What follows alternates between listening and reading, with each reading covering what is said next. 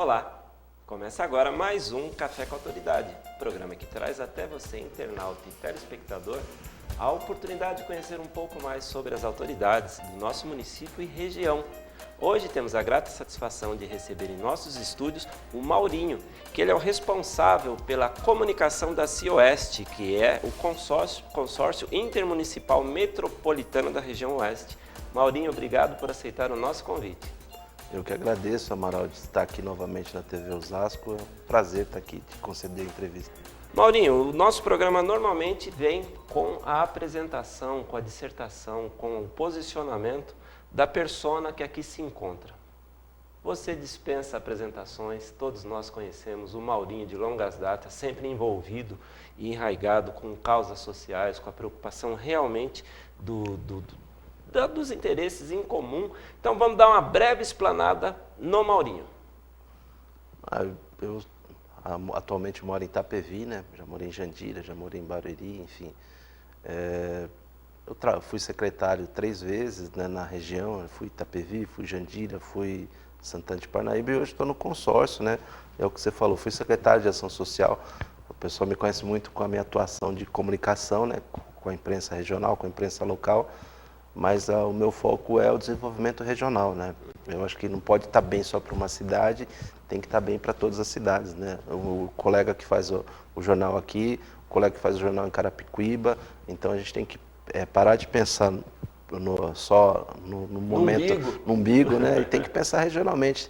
Tem que não adianta eu morar eu particularmente moro num condomínio, mas não adianta eu morar num condomínio e eu sair ser assaltado e as pessoas não ter condições de vida. Então, assim, a gente tem que sair do discurso e ir para a prática com ações que resolvam e melhorem a vida das pessoas. E agora, como responsável pela comunicação da CIOeste, ninguém mais com propriedade do caso, como alguém da área de comunicação, para falarmos um pouco sobre CIOeste, Consórcio Intermunicipal Metropolitano da Região Oeste. Para que serve? Há uma grande confusão, né? O pessoal, quando eu fui trabalhar, já vai fazer um ano que eu estou lá no CIOeste, e o pessoal fala: Maurinho, que bom, você está lá na Via Oeste, né? Cuidando vai diminuir do o pedágio? Fala, não é, o CIOeste não é uma associação, não é uma ONG, né? Ele é uma autarquia, foi criada pelos municípios, né? No Brasil a gente não tem ainda essa coisa de consórcio, né? Ele é muito recente no Brasil, tanto o CIOeste tem 4, indo para 5 anos, é uma coisa muito nova. E as pessoas acham que consórcio é para comprar casa, para comprar carro, e não é. Consórcio faz projetos regionais, compra coletiva, cuida da parte internacional das prefeituras. Então, assim, a concessão de rodovia, realmente as empresas de engenharia se consorciam, se associam em formato de um consórcio. Esse é um consórcio público, né? Um consórcio das prefeituras para compra, para projetos regionais. É bem diferente. Uhum. E quantos municípios congregam o consórcio? O CIOeste foi fundado, né, ou criado primeiramente com 8 municípios. Hoje nós temos 10 municípios. Entrou no finalzinho do ano passado Vargem Grande Paulista, e em dezembro, agora está com menos de um mês e pouquinho, entrou Araçariguama. Então hoje nós temos 10 cidades que formam o consórcio. O consórcio hoje representa em PIB do Brasil em torno de 3% e está falando aí com quase 50 bilhões. Então é uma região muito próspera. O presidente é um presidente do consórcio, né? Eles são 10 prefeitos e eles elegem o presidente. O presidente é o prefeito de Santana de Parnaíba, o Elvis César. Então é uma das regiões que mais cresce no estado e no Brasil. É a nossa região. Com toda essa crise, com tudo que está acontecendo, é uma região muito próspera, né? E aí tem que pensar regional, é a mesma história. Ô Maurinho, não dentro do consórcio, mas num contexto geográfico, é comum um município ter uma certa rivalidade do município vizinho, isto em características gerais. Isto é uma prática que dá para colocar assim, normalmente os municípios vizinhos têm uma rivalidade um com o outro.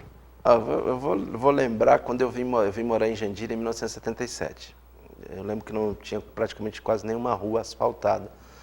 E Jandira era muito maior que Itapevi e maior que Barueri. Isso em 77, estamos falando de quase 40 e poucos anos atrás. Era muito maior. E aí foi se desenvolvendo e tal. E aí, hoje Itapevi, até por tamanho de área, orçamento é acho que o dobro. Barueri virou essa potência regional, né, que é. Então sempre houve uma pequena disputa assim entre os municípios, mas era uma coisa de bairrismo. O cara de Osasco é um morador que tem mais, é um bairro melhor do que um morador que mora na Coab de Carapicuíba. Então existia assim, mas hoje com a globalização, com a regionalização, eu acho que isso ficou muito uma coisa mais antiga. Eu acho que eu não creio que há muito essa coisa. Sim, qualquer cidade, eu moro em Osasco, eu moro no bairro tal, esse bairro é perigoso, esse bairro é mais periférico. Eu moro no bairro central. Então isso é inerente das cidades, né, das metrópoles. Mas isso diminuiu bastante, eu não vejo mais isso, não. E com um consórcio onde se olha o macro e não o município, porque é natural que as regiões centrais de todo o município tenham um empenho, um desenvolvimento um pouco melhor que as periferias. As periferias, elas coincidem com as partes limítrofes entre cada município. Havia uma questão de que esta rua, por exemplo, que fazia uma divisa, não é responsabilidade minha, é responsabilidade do outro município.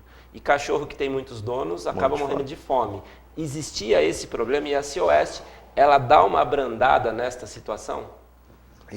Na realidade existe. Por exemplo, eu dou exemplo, quem conhece a Aldeia da Serra, na subida Itapevi, no meio é Barueri, na parte de cima é Santana, é um triângulo das Bermudas. E aí ninguém, é o que você falou sabiamente, né? Cachorro que tem muito dono morre de fome.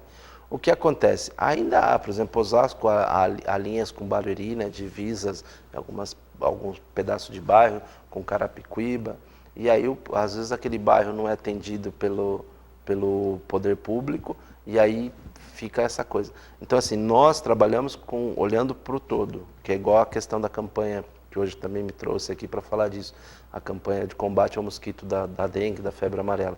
Você não pode só pensar no combate a uma doença num município só, porque você tem o entorno, as pessoas transitam, pegam... O mosquito não para em barreiras, não, né? Mosquito ele não respeita a divisa de município. O mosquito é regional, né? Não é uma questão de uma cidade só, né? Ele é uma questão de todos, né? Então, os prefeitos estão preocupados justamente com isso, né? Sabem dessa importância. E não adianta você ter, hoje Barueri é um município pujante, rico, com situações, e tem bolsões de pobreza, é óbvio, né? Não estamos só exaltando aqui, não. Mas, regionalmente, você ter cidades que tenham dificuldades com saúde, com um monte de coisa. E aí você vacina toda a população de Barueri, e aí o pessoal de Carapicuíba, de Jandira, das outras cidades, não adianta, elas transitam. Eu, para vir para cá, eu passei em Barueri, passei em Carapicuíba, caminha. Então, se você tem uma pessoa infectada, você vai contaminar todo o município. Então, os prefeitos, hoje, eles estão preocupados e parando de olhar só no seu umbigo. Não, os problemas são regionais. Maurinho, retomando um pouco de volta ao início do programa, para que fique bem claro para mim e para os telespectadores, eu vou fazer um breve resumo, você me corrija onde eu estiver errado. A Cioeste é um consórcio onde congregam os prefeitos de 10 municípios, onde periodicamente eles se reúnem para tratar dos problemas comuns com soluções comuns. Em resumo, seria isto? Exatamente. Por exemplo, nós temos um projeto que está em fase final, agora de entrar no processo licitatório, acho que esse comecinho de fevereiro, que é a Casa Abrigo. O que é a Casa Abrigo? Ela é destinada a mulheres que sofrem violência doméstica ou algum tipo de violência. Então, nós vamos ter 20 vagas e essas vagas vão ser distribuídas entre os municípios de acordo com as ações sociais, o encaminhamento de cada município até comportar o número suficiente de vagas. Então, é um projeto regional, porque você não dá para ser só numa cidade, você tem que pensar em todas. Então, quando os prefeitos se reúnem, tecnicamente é mensalmente, mas se tem uma emergência, igual teve da febre amarela, questão de vacinação, eles se reúnem, é convocado, o presidente do consórcio convoca eles e aí eles se reúnem emergencialmente quando há algum problema para ser resolvido.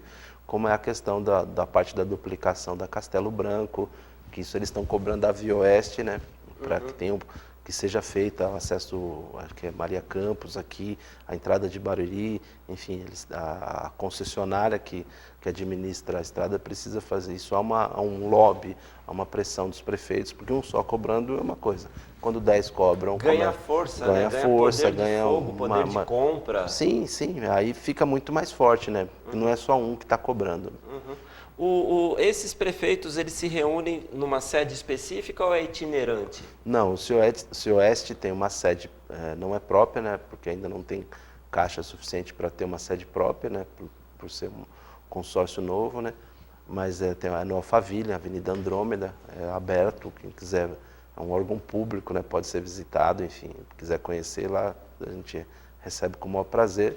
E ele se reúne uma vez por mês para poder tomar as decisões e definir as pautas que mensalmente tem. E você faz o papel de comunicação da CIOeste. O seu papel ali dentro não é fazer propaganda, porque não é esse o intuito, se tratando de uma autarquia, se tratando de não é a função fazer propaganda. Qual a função da comunicação da CIOeste? Na realidade, então, a gente tem alguns grupos de trabalho, por exemplo, hoje eu falo com todos os secretários de comunicação das 10 cidades. A gente tem grupo de secretários de saúde das 10 cidades. Então, qual é a minha função? A gente informar a população, a gente realmente, você sabe, eu não faço propaganda do CIOeste. O CIOeste não tem propaganda institucional ainda. O que a gente faz? A gente faz uma divulgação das ações. Campanha de conscientização da febre amarela. Não adianta matar o macaco. Você tem que vacinar ou conscientizar, porque nem todo mundo pode ser vacinado. Se a pessoa tiver algum problema de saúde, vacinar pode morrer. Então a gente atua nessa coisa da prevenção. E aí nós já tivemos alguns eventos, vocês até acho que participaram ano passado do Fórum de Gestão Municipal. Esse ano a gente tem uma agenda de eventos muito grande até maio. A gente vai receber a missão da China aqui em maio, nós vamos receber uma missão da Polônia, aqui na sede do consórcio. Nós vamos ter um evento de TI e o Smart Cities, que foi em Barcelona e o ano passado foi em Curitiba, será esse ano aqui em São Paulo. E o CIOeste, dentro do Smart City, vai ter um dia da programação destinada ao CIOeste, ao desenvolvimento regional. Será 16 a 18 de abril no Expo Center Norte.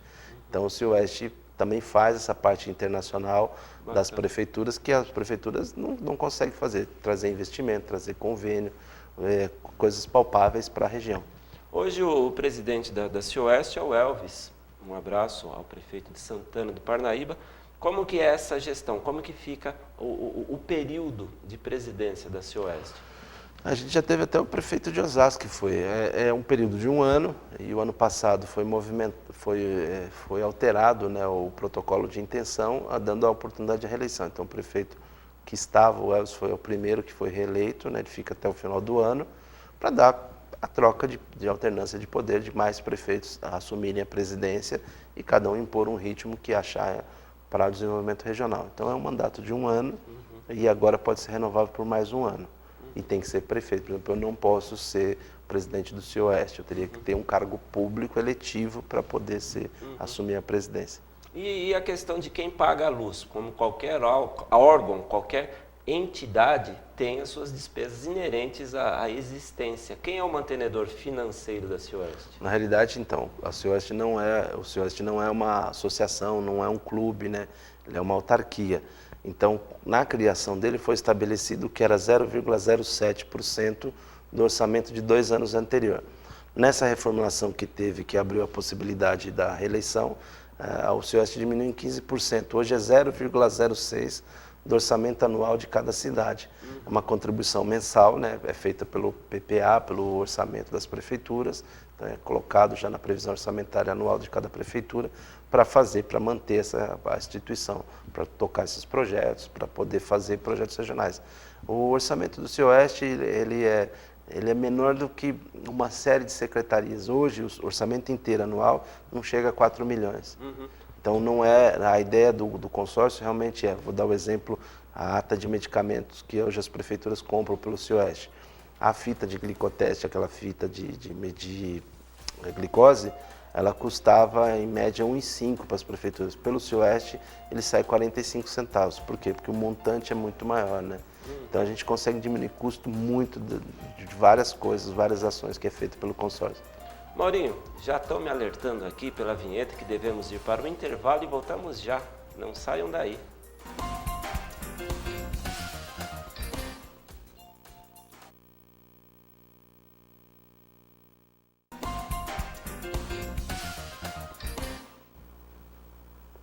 De volta com o Café com a Autoridade, conversando com o Maurinho da CIOeste e que também acabou de passar o bastão da AMECOM, Você estava na presidência, veio conduzindo, agora passou essa missão para o atual presidente, o Eudes. Como que está a AMECOM, como está hoje?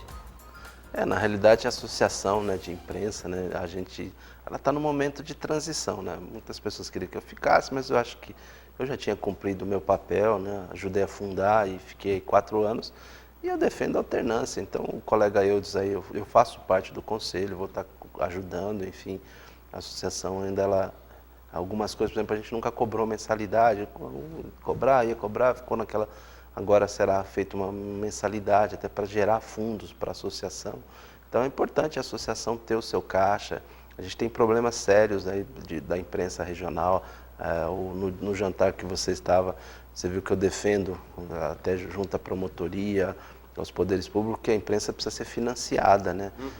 A gente não tem financiamento público e a gente faz um serviço, né? Porque você leva a informação, você leva uma denúncia, então como é que o promotor, o Ministério Público é financiado? Então a imprensa precisa ser uma forma de financiamento. Hoje há uma troca de favores, né? Porque tem os atos institucionais das prefeituras, das câmaras, mas nem todo mundo tem acesso e tal. E a AMECOM tem brigado, tanto que criou o selo aí, os jornais vão passar a ter que ter a certificação para receber anúncio e tal. Isso é um trabalho que foi feito ao ano e agora vai estar valendo para esse ano. Então, o Ministério Público vai começar a atuar nas prefeituras que estão dando anúncio para jornal que não é certificado, entendeu? Então, também tem, infelizmente, é aquilo que eu brinquei no dia, tem político corrupto, mas também tem jornalista corrupto. A corrupção é uma coisa complicada no país. Mas a gente está caminhando. Eu acho que foi criado um conselho para gerir a associação junto com o presidente, e o presidente toca o dia a dia, dá a cara da associação, os projetos que ele achar interessante, e o conselho ajuda vai ser um braço de apoio às questões que forem mais técnicas, eventos, alguma coisa. A gente vai ter um evento no dia 8 de março, algumas coisas assim, o conselho acaba ajudando. Maurinho, trazendo a nossa conversa agora para um lado mais ético, por que não dizer filosófico. Qualquer pessoa que tem sua imagem exposta por uma maior quantidade de pessoas, um cargo público, isso mexe com a vaidade das pessoas. Nas suas atuações, AMECOM, na CIOeste, ou seja lá onde for, você tem esta dificuldade, porque você, não é porque estou em sua presença e falando para vários telespectadores e internautas, você é uma pessoa que a gente vê que é desprovido de vaidade. Isto é o meu parecer, não estou fazendo aqui nenhuma defesa, não tenho procuração para defender o Maurinho, inclusive sou suspeito porque é meu amigo, mas a gente percebe que você é uma pessoa desprovida desta vaidade, que quando você fala alguma coisa, é papo reto, você está falando aquilo com aquele fim e objetivo. Você nota que tem muitas pessoas que camuflam o bem comum para o bem pessoal, eu quero fazer isto para um bem comum no discurso. E na prática, a retórica é uma e a prática é outra. Como você lida com as vaidades humanas? Então, saia justa. É assim, por incrível que pareça, eu sou jornalista, talvez quem está assistindo, eu sou uma pessoa extremamente tímida, minha atuação foi bastidor, eu gosto muito do bastidor, de atuar por trás das câmeras, eu particularmente, na frente, a associação, acabei tendo que dar entrevista, aparecer, mas eu sempre fui meio averso a isso, eu tenho algumas dificuldades. Eu lembro quando eu fiz faculdade de jornalismo, eu assistia meus vídeos e falava, Jesus do céu, não sirvo para isso. Realmente não foi a praia que eu segui. A questão da vaidade humana é uma questão, o ser humano ele é vaidoso, né? Eu brinco assim, eu falo, olha, eu fui secretário, às vezes você tinha que ir no Palácio do Governo, colocar terno, eu detesto colocar terno, até porque eu tenho esse tamanho todo, né, estatura pequena, então fica igual um pinguinzinho, então realmente acho que esteticamente não fica legal, enfim. Mas eu não tenho muita vaidade. Pretensões políticas, eu acho que assim, a gente nunca pode dizer, eu não quero, tal. Eu coordenei só de deputados 5 campanhas, 4 de prefeitos, na coordenação. Então, assim, eu me especializei em marketing político, fui para os Estados Unidos, na época pela FGV, e tinha um curso, né, para poder especializar, mas eu gosto de atuar na campanha. Eu nunca fui candidata a vereadora, nada, já recebi proposta, oferta. Eu acho que eu posso contribuir de alguma forma e tenho tentado contribuir, de atuar. Para o CIOeste eu fiz uma batalha para ir trabalhar no CIOeste, porque lá são cargos técnicos. é uma análise de currículo, né? Não é indicação política puramente, você tem que ter um currículo, é um processo bem complicado para trabalhar lá. E eu já há muito tempo eu já pensava nos projetos regionais e queria atuar.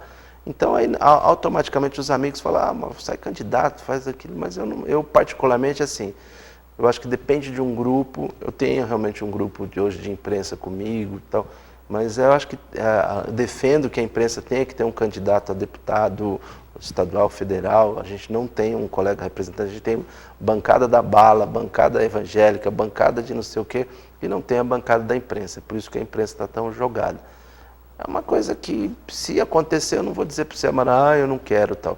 Eu, financeiramente, eu não tenho recursos para bancar uma campanha, então, se você fosse muito desprovido e desprovado, falar, não tenho como bancar uma campanha, porque uma campanha é uma estrutura administrativa grande, você precisa ter, as pessoas que vão trabalhar na campanha precisam ser remuneradas, né? E eu não tenho como ter uma campanha nesse tom.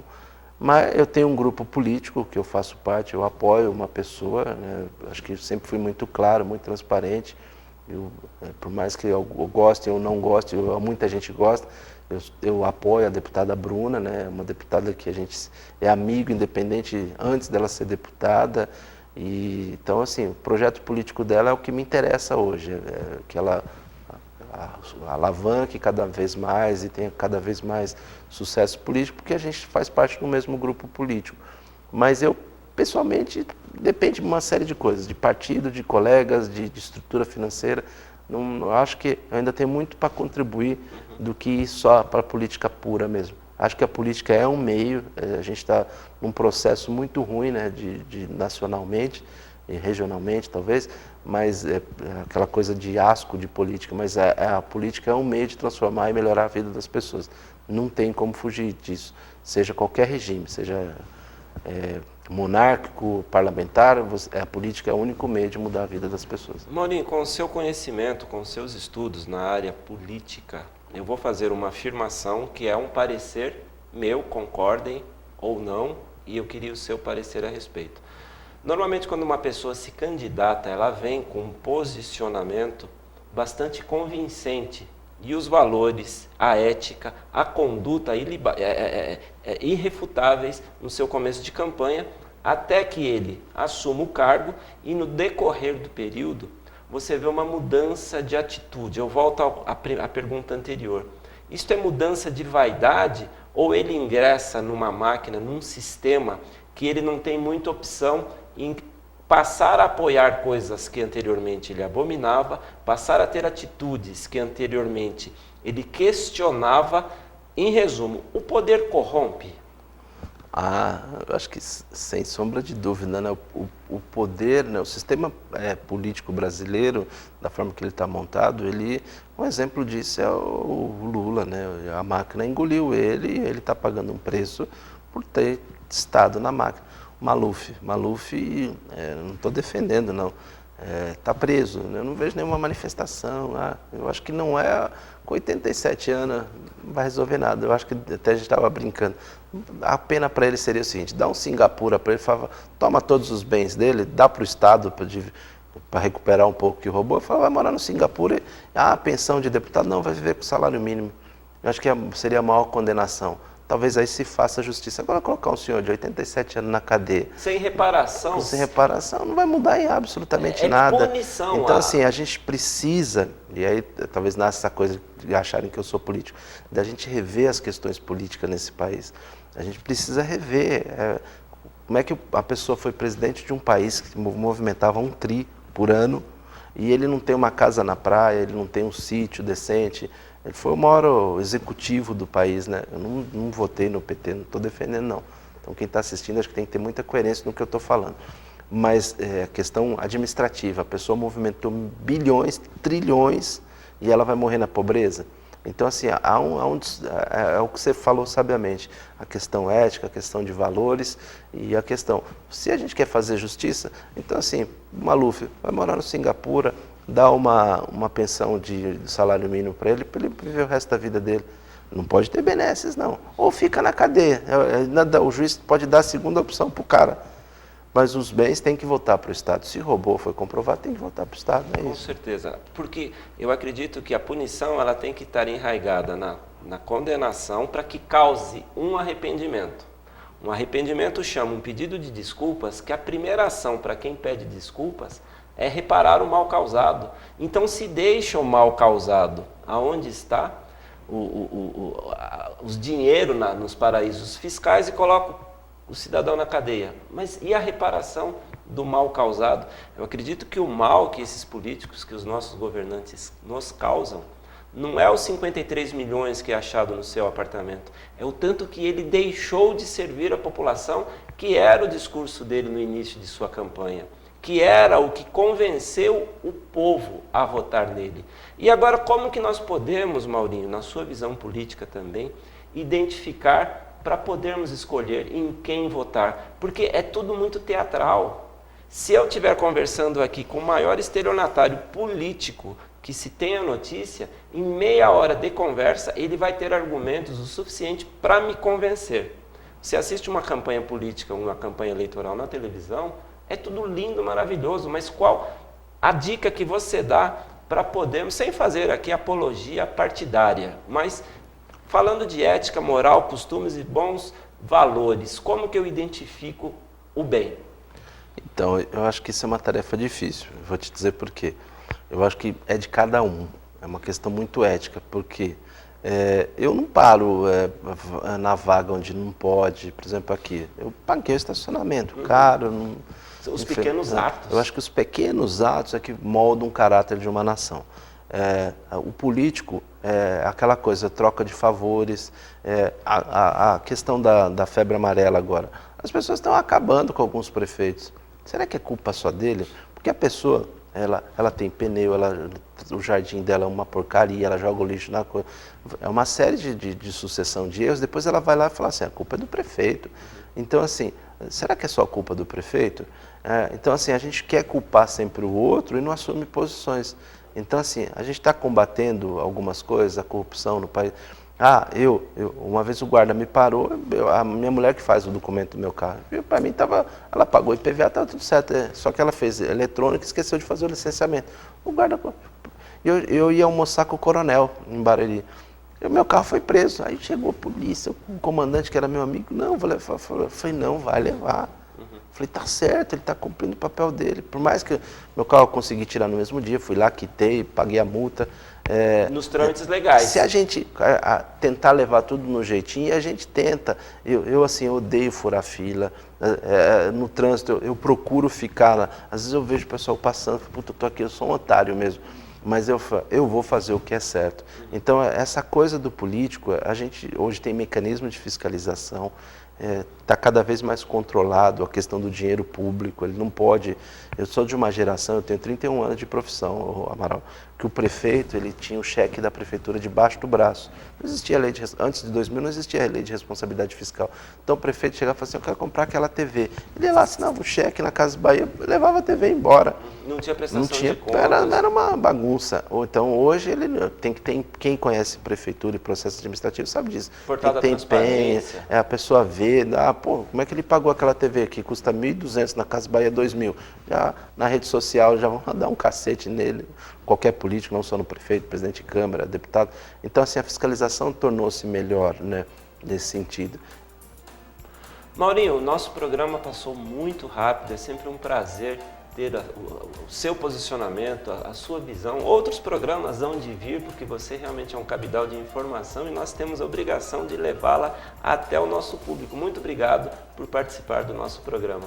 Eu que agradeço, virei sempre, realmente passou muito rápido, assim, conversa, pelo menos para nós, não sei para quem está assistindo, foi muito gostoso. Quero agradecer o Paulo Contini, meu amigo aqui da TV, é um cara batalhador aí, a TV foi o ano passado a TV de maior destaque regional, a TV do ano, com todas as TVs, disputou aí, ganhou merecidamente, e aí a gente acaba fazendo amigos aqui, hoje nessa casa eu tenho amigos com certeza.